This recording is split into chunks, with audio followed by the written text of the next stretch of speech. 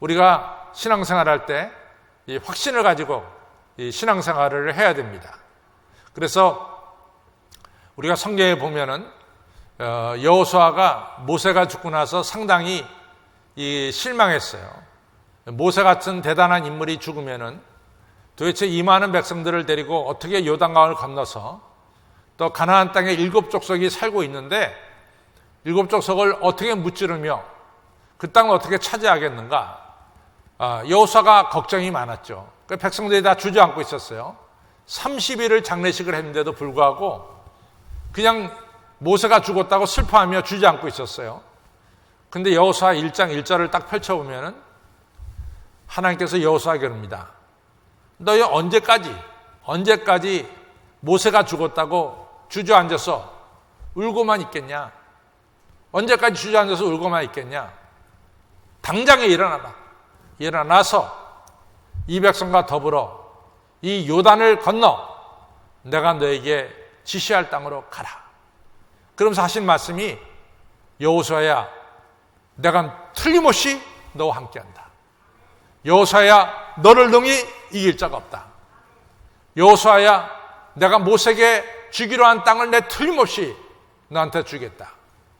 너 확신을 가지고 내가 말씀한 이 모든 내용을 분명히 믿고 이 백성과 더불어 요단을 건너 가나안 땅에 들어가라고 말씀하신 것을 우리가 여호수아 1장 1절로부터 8절에서 볼 수가 있죠. 여호수아가 이 말씀을 가지고 확신을 가지고 이제 요단강 건너 들어가서 가나안 땅에 살고 있었던 7족속을 내쫓고 그리고 12지파에게 땅을 나누어주는 놀라운 역사를 행했습니다. 여기서도 중요한 게 뭐냐? 이 확신을 가지고 행한 거죠. 확신이 중요해요. 저는 성경을 읽으면서 많은 부분에서 은혜를 받지만도 머릿속에 제가 늘 기억하는 성경구절이 많이 있죠. 이제 그 중에 하나가 뭐냐면은 로마서 4장 19절부터 20절에 나오는 얘기입니다. 저는 그 내용을 지금도 늘 기억하고 있어요. 모세가 이 아브라함이 자기 나이 100세가 돼서 자기 몸에 죽은 것 같음을 알고도 자기 아내 사레의 태가 죽은 것 같음을 알고도 믿음이 약해지지 아니하고 믿음이 더욱 견고해져서 하나님께 영광을 돌리고 약속하신 그이, 자식을 주겠다고 약속하신 그이 하나님께서 그 약속을 능히 이루실 줄을 그다음에 뭡니까? 확신하였더라. 확신이. 아브라함이 확신했어요. 그래서 이같이 아브라함은 100세에 이삭을 낳고 이가 자식이 없었던 아브라함이 많은 조상들의 아버지가 되는 아브라함에서 아브라함으로 바뀌었고 믿음의 조상이 된 것을 알 수 있습니다. 이러한 새 역사가 펼쳐지는 데 있어서 중요한 것은 뭐냐? 확신이에요. 확신. 확실히 믿는 거예요. 확신이죠. 그러면은 여러분과 저가 확신을 가지고 예수님을 믿고 신앙생활을 해야 됩니다. 그럼 우리가 어떻게 확신을 갖느냐? 이게 중요해요. 어떻게 확신을 갖느냐? 저는 이제 성경을 보면서 확신을 갖는 길을 좀 살펴보면은 첫째는 이 사도 바울을 보면은 사도 바울이 정말 확신을 가지고 그가 신앙생활을 했어요. 우리가 사도행전을 보면은 사도 바울이 복음을 전하다가 얼마나 많이 핍박을 받았는지 모릅니다. 때로는 매를 맞아서 죽은 것 같은 사람이 됐어요. 그래서 사람들이 저 사람 죽었다라고 바깥에 내던졌는데 웬걸 다시 살아났어요. 그리고 또 가서 복음을 전합니다. 이건 사도 바울은 확신으로 똘똘똘똘 뭉쳤어요. 살아계신 하나님을 분명히 믿는 이 믿음으로 똘똘똘똘 뭉쳤단 말이죠. 어떻게 사도 바울이 이런 확신을 가지게 됐느냐? 그 출발이 어디냐? 그 출발은 사도행전 9장에 나와요. 9장에서 알다시피 사도 바울이 다메섹에 올라가다가 강한 빛, 하늘로부터 강한 빛을 받게 됩니다. 이 강한 빛은 뭐냐? 쉐키나라 그래요. 쉐키나의 강한 빛을 받아요. 이 하나님의 영광의 빛이죠. 그 영광의 빛을 받자마자 사도 바울은 그냥 땅에 떨어져요. 엎드러져요. 일어날 수가 없어. 빛이 너무 강해서. 그때 사울아 사울아 하늘의 음성이 들려요. 주여 니시옵니까? 나는 네가 핍박하는 예수다 말이야. 이래서 사도 바울이 다메섹 도상 다 다메섹에 와서 하나님의 영광의 빛을 보면서 부활하신 예수님, 승천하신 예수님, 하나님 우편에 계신 예수님을 만나는 축복을 받죠. 바로 이 영광의 빛을 만난 이 사건이 사도 바울로 하여금 살아계신 예수님을 믿게 되는 계기가 됐고 확신하게 되는 계기가 됐어요. 그래서요, 사도행전 22장에 가서 보면은 사도 바울이 뭐 빌립보나 데살로니가나 또 밑에 내려가서 이 고린도나 이 지역에서 사도 바울이 선교를 하면서 어떤 일을 했냐면 예루살렘에 기근이 들었어요. 예루살렘에 기근이 들어서 예루살렘 성도들이 상당히 어렵게 됐습니다. 그래서 사도 바울이 유명한 얘기를 하잖아요. 우리는 예루살렘 사람들에게 복음의 빛을 줬다. 그들이 우리에게 복음으로 우리에게 예수님을 믿게 했다면 우리는 지금 기근을 안 만났으니까 우리가 이같이 여러 가지 물자를 통해서 예루살렘 사람들을 돕자 이렇게 되잖아요. 그래서 많은 물자를 가지고 사도 바울이 예루살렘에 갑니다.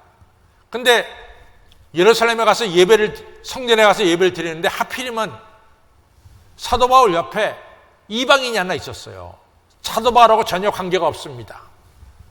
그런데 예루살렘에 살고 있었던 유대인들이 사도 바울이 말이야, 이방인을 데리고 성전에 데리고 왔다. 이방인이 성전에 들어올 수 없거든요. 성전에 데려왔다. 이래가지고 사도 바울을 성전 뜰에서 잡아가지고요, 무척 때렸습니다. 맞아 죽는 거예요. 왜냐하면 사도 바울이 그렇지 않아 미웠는데 잘 됐다 싶어갖고 유대인들이 막 때리는 거예요. 근데 때마침 로마 백부장이 이 사도 바울이 매맞고 사도 바울이 매맞는다고 생각하지 않은 거죠. 막 사람이 매맞으니까 이 로마 백부장이 온 거예요. 그 군대가 오니까 사람들이 물러났어요. 보니까 그냥 사도 바울이 만신창이가 됐어. 너무 매맞아가지고. 그대로 뒀다가 사도 바울이 죽을 것 같아. 그러니까 로마군이 사도 바울을 들쳐매고 자기 군대 진영으로 사도 바울을 데리고 가는 거죠. 그런데 그때 사도 바울이 그래요. 나 로마 사람이다.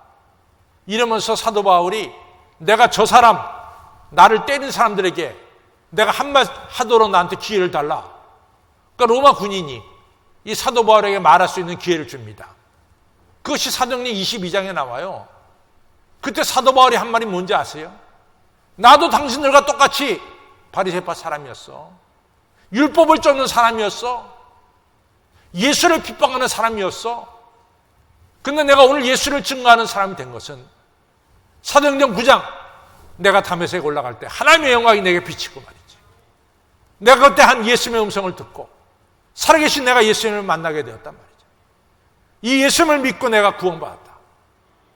그 매맞고 만신창이가 된 그 자리에서 사도 바울이 증거한 것은 뭐냐? 자기가 다메섹 도상에 올라가면서 하나님의 영광의 빛을 본 것을, 그것을 증거하는 것을 알 수 있어요. 그것이 사도행전 22장이에요. 거기서 끝난 것도 아닙니다. 이제 사도 바울이 죄인이 돼가지고 가이사랴에 묶여 있다가 이제 로마에 가서 가이사 앞에 가서 재판을 받아야 돼요. 그때 재판 받기 전에 예루살렘에 와 있는 로마 총독이 페스투스고, 그 당시에 이 로마가 이스라엘 다스리도록 분봉왕을 세웠는데 그 왕의 이름이 아그리빠예요. 아그리빠. 그 페스투스와 아그리빠 앞에서 이제 페스투스가 자기 황제한테 이 사람이 무슨 죄 때문에 황제에게 재판을 받으려고 보냅니다. 그 이유를 써야 되잖아요. 그 이유를 적기 위해서 사도 바울을 갖다가 이같이 가이사라 법정에 세웠어요. 그러면서 사도 바울에게 너에 대해서 얘기해봐라. 그때도 얘기한 것이 뭡니까? 페스투스 총독이요, 킹 아그리빠요, 당신들은 나를 닮기를 원합니다. 내가 쇠사슬에 묶여있는 것 이것만 빼놓고 당신들이 나를 닮기를 원합니다.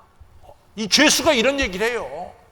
그러면서 하는 말이, 내가 사도행전 9장에 나온 그대로 내가 다메섹에 예수 믿는 사람 잡으러 갈 때 하늘에서 영광의 빛이 비쳐서 내가 쓰러졌고, 그때 내가 하늘의 음성을 들었습니다. 자기가 영광을 체험한 것을 킹 아그리빠와 페스투스 총독 앞에서 증거한 것을 우리가 사도행전 26장에서 볼 수 있었습니다.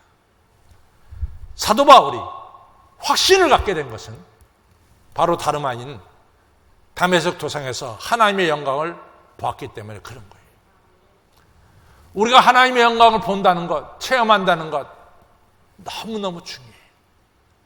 제가 전에도 얘기했지만은 제가 교회에 나와서 기도할 때마다 아버지 하나님, 이번 주일 7시 예배, 이번 주일 9시 반 예배, 이번 주일 11시 반 예배, 1시 반 예배, 3시 예배 때 하나님의 영광이 나타나서 예배드리는 성도님들을 하여금 영광의 빛을 볼 수 있도록 하나님 은혜를 베풀어 주시옵소서.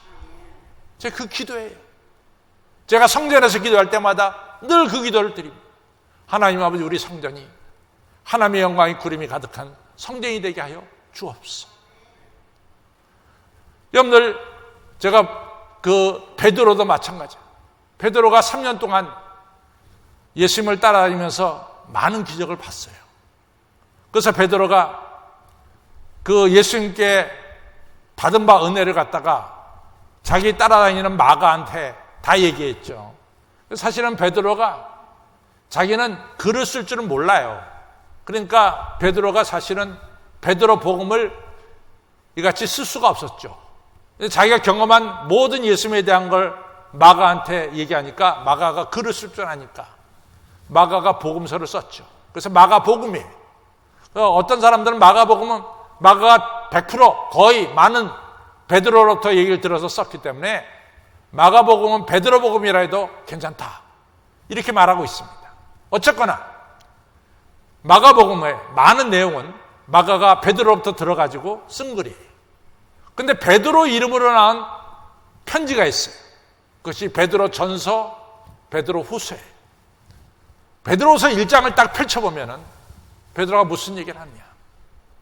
내가 여러분들에게 얘기한 예수 그리스도에 대한 모든 얘기는, 예수 그리스도에 대한 모든 얘기는 공교히 인간의 머리로 지어낸 이야기가 절대로 아닙니다. 내가 예수님에 대해서 얘기한 모든 이야기는 다 진실입니다. 왜냐하면 내가 변화산에 올라갔을 때 예수님의 얼굴이 해처럼 빛나고 옷이 빛처럼 빛나는 것을 제가 눈으로 보았습니다. 그리고 하늘에서 음성이 들리기를, 이는 내 사랑 아들이고 내 기뻐하는 자니 너희는 저의 말을 들으라고 하는 하나님의 음성을 제가 들었습니다. 내가 이 체험을 한 사람입니다. 그렇기 때문에 내가 예수님에 대해서 증거한 모든 말은 공교히 인간의 꾀로 만들어진 글이 아니라 사실 그대로 있는 이야기를 제가 여러분들에게 증거하고 있습니다. 베드로 후서 1장에 이 얘기가 나와요. 여러분들, 베드로가 이처럼 확신을 갖게 된 것도 수많은 기적을 보아서도 확신을 가졌지만은 하나님의 영광을 보고 나서 더 분명한 믿음을 갖게 됐고 확신을 갖게 된 것을 알 수 있습니다. 사랑하는 성도 여러분, 우리가 이같이 성전 예배를 통해서 주님의 영광을 보는 이런 축복의 역사가 오늘 여러분들의 있기를 바랍니다. 여러분들 아시다시피 이사야가 참 오랫동안 예언자 활동을 했어요. 이사야가 40년을 넘게 예언 활동을 했습니다. 근데 이사야 예언은 보면 이사야는 굴곡이 없었어요. 이사야 항상 일치월장 한결같이 앞을 향해서 나가면서 하나님 말씀을 전했습니다. 우리 예언자들 중에는 좀 굴곡이 있는 예언자들도 있어요. 예를 들면 엘리야 같이 대단한 예언자도 이세벨이 죽이겠다니까 저 브에세바로 내려갔다가 다시 호렙산으로 가는 이런 일들도 우리가 알 수 있어요. 그러나 예언자 이사야는 끝까지 한결같이 하나님의 말씀을 대언했어요. 그 힘이 어디서 생겼느냐? 오늘 성경에도 나오지만 그걸 좀 풀어보면 그 얘기가 나오는데, 이사야가 6장에서 성전에서 하나님의 영광을 뵙고 나서 그 다음에 엎드러지고 나서 주의 음성을 듣고 나서 내가 나서겠습니다, 이 영광의 체험이 있고 난 뒤에 이사야는 예언자가 되었고, 그리고 그가 하늘나라 갈 때까지 40년 동안 한결같이 하나님의 손에 붙들린 흔들림이 없는 예언자 생활을 하게 된 것을 알 수가 있습니다. 여러분들, 이 모두 다 뭐냐? 하나님의 영광을 체험했어요. 하나님의 영광이라는 게 뭐냐? 아까 제가 얘기했어요. 쉐키나라고, 쉐키나. 근데 하나님의 영광에 비치는 쉐키나인데, 이 쉐키나를 갖다가 좀 파고 들어가면은 두 가지가 있어요. 하나는 카보드라는 게 있고, 또 하나는 독사라는 게 있어요. 카보드, 독사. 이 두 가지 다 하나님의 영광이에요. 근데 이 쉐키나라는 하나님의 영광 속에 들어있는 카보드는 뭐냐? 아까도 얘기했지만은 사도 바울이 담에서 올라가다가 하늘의 빛을 보니까 그냥 쓰러졌죠. 또 이사야가 성전에서 하나님의 영광을 보니까 그냥 쓰러졌죠. 또 베드로, 요한, 야고보가 변화산에서 하나님의 영광을 보니까 그냥 숨을 수밖에 없었죠. 이것이 하나님의 영광이야. 우리가 하나님 앞에 그냥 쓰러지는 거야. 하나님 앞에 고개를 들 수가 없어. 하나님 앞에 머리 숙일 수밖에 없어. 그것이 하나님의 영광을 체험하는 겁니다. 내가 하나님 앞에 쓰러질 수밖에 없는 것. 하나님의 영광을 볼 때 내가 죄의 고개를 줄 수가 없는 것. 이러한 느낌과 체험을 갖게 되는 것. 그것이 하나님의 영광이요. 독사라는 게 뭐냐? 이렇게 하나님의 영광을 체험하고 나서 저절로 여러분과 저의 마음속에서 찬양이 우러나오는 거예요. 우리 할렐루야가 찬양했던 이 찬양은 뭐냐? 독솔로지야. 오늘 우리 한시필이 연주하는 거, 이것도 독솔로지야. 이게 찬양입니다. 성령이라 그러죠. 우리가 너무 하나님 은혜에 감사해서 하나님을 찬양할 때 이것이 바로 하나님의 영광입니다. 여러분, 우리가 하나님 앞에 엎드러지고 하나님을 찬양하는 이 역사가 너무너무 중요해요. 그러면 어떻게 하나님의 영광을 임하느냐? 여러분, 중요한 게 있어요. 이 시간 우리가 사람의 얼굴을 보는 게 아니라 하나님의 얼굴을 보는 거야. 그래서 오늘 성경의 43절에 뭐라, 저들이 체험을 못하는 이유는 사람의 영광을 구하기 때문이다. 하나님의 영광을 구하지 않고 사람의 영광을 구하기 때문이다 그랬어요. 여러분과 저는 하나님의 영광을 구해야지. 사람이 나를 뭐라 생각하든 관계없어요. 사람이 나한테 뭐라고 얘기해도 무슨 상관이 있어? 하나님께 인정받고 하나님께 영광 돌리는 게 중요하죠. 여러분들, 우리가 역사적으로 잘 알아. 사울왕과 다윗이 완전히 달라. 사울왕이 블레셋하고 싸워서 이겼어. 이기고 나서 사무엘상 15장에 보니까 사울이 갈멜에다가 자기 우승 기념비를, 승리 기념비를 세웠단 말이지. 사울 그러다가 죽었잖아요. 다윗은 여러분 알다시피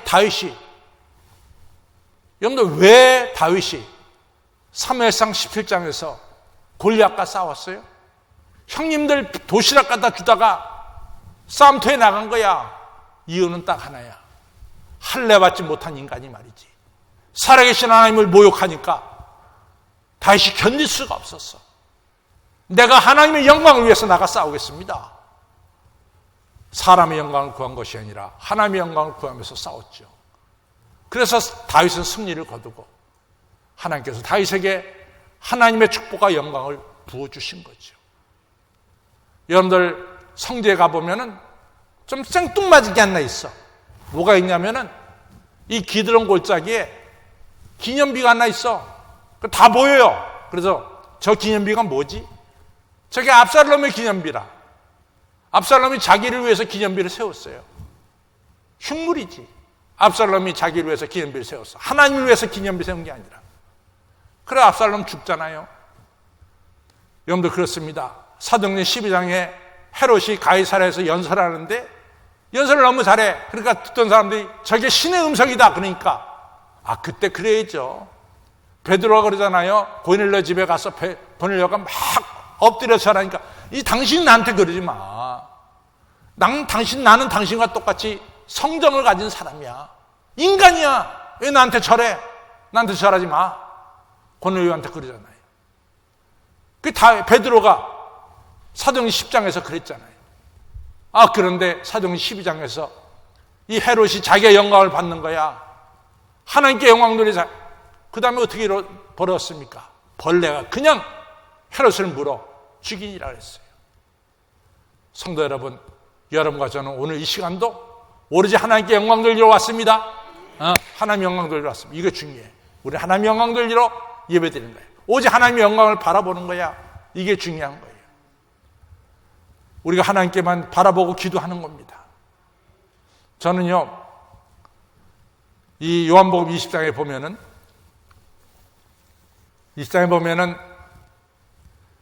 부활하신 예수님이 제자들한테 나타났는데 하필이면 그 자리에 도마가 없었어요. 제자들 10명이 그러죠. 야, 도마야, 우리가 다락방에 모여서 기도하는데 글쎄 부활하신 예수님이 나타나던다. 우리 보러 평강하라 그랬고, 내가 남에게 죄를 사하면 남의 죄들이 사해질 거라고 그랬고, 그 다음에 성령을 받으라고 말씀했단다. 그리고 예수님께서 손을 보여주셨는데 예수님 십자가에 못 박힌 손이었어. 허리를 보여줘서 허리에 창작난 허리가 보여졌어. 이러면서 도마한테 얘기한 거예요. 도마가 그럽니다. 나는 내 눈으로 보지 않고는 나는 믿지 못하겠어.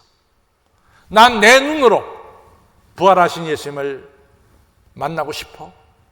목장난 손을 보고 싶고 창작난 허리를 보고 싶어. 이렇게 얘기했습니다. 그리고 8일 뒤에 부활하신 예수님이 도마 앞에 나타났어요. 도마야, 일로 와라. 손을 내밀어 못장난 내 손을 만지고 손을 내밀어 창작난 내 허리를 만져봐라. 그리고 믿음 없는 자가 되지 말고 믿는 자가 되라. 도마가 이 체험 뒤에 너무 감사해서, 여러분들 인도에 가면은 인도의 이 동쪽으로 맨 밑에, 인도가 이렇게 돼 있잖아요. 이 동쪽으로 맨 밑에가 첸나이예요, 첸나이. 그 당시에 우리가 알다시피 예루살렘을 중심으로 해서 서쪽 끝은 스페인이고 동쪽 끝은 인도잖아요. 이 도마가 이 체험을 한 뒤에 그 동쪽 끝 인도에 가서 복음을 전하다가 거기서 순교했어요. 저는 뭘 얘기하려고 했냐면, 도마가 이처럼 부활의 예수님을 뵙기를 원했을 때 예수님은 나타나셨어요. 그래, 도마야, 봐라. 부활하신 예수님을 보고 의심하는 자가 되지 말고 믿는 자가 되라. 확신을 갖는 기회를 주셨어요. 그것이 오늘 우리에게 필요해요. 주님, 나도 확신을 갖고 싶습니다. 나도 주의 영광을 보고 싶습니다. 이런 사모하는 마음이 여러분과 저에게 있을 때 틀림없이 영광의 주님은 도마에게 나타났듯이 오늘 여러분과 저에게 나타나셔서 의심하는 자가 되지 말고 믿는 자가 되라.